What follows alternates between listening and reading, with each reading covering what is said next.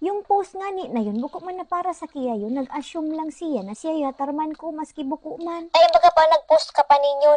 Makitayin, makakastahan ka na naman to. Bahala ka to. Uy, gabra si mama. Hoy, Hello, ma. Georgette. Ano yun na post mo na yung tao ninyo yun? May man tabi, ma. Di kanya nakaaway mo dahil sa post niya. Yan. Yan ang pigataram ko sa inyo na mga buli ni ina nyo. Mag-ingat ka mo ning kaka-post ding post dyan sa internet ning kung ano-ano, ha? Gabos na sana pa ano naka-display. Gabos naka-story. Ha? Gabos na sana nakabalandra.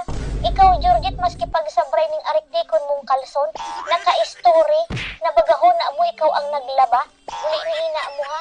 Ang ako lang naman, mag-iringat ka mo sa kakaposting kung ano-ano, ha? Lalo ka na, Georgette, marhungong ka pa naman. Gabos na sana sa imo naka-share. Gabos naka-story. Gabos nakabalandra. Magtigabuhin ka mo para sa sadili ninyo, ha? Taang taho, di Manila kayang husgahan ang di Manila nakikita.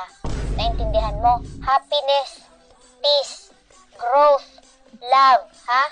May kaipuhan yan i-post para maging totoo. Muli ni ina mo. Privacy is not hiding. Privacy is choosing. Naintindihan mo? Asiin ka pati, ha? Pumaribod ka, ha? Yung hugasan dito tambak. Muli ni ina mo.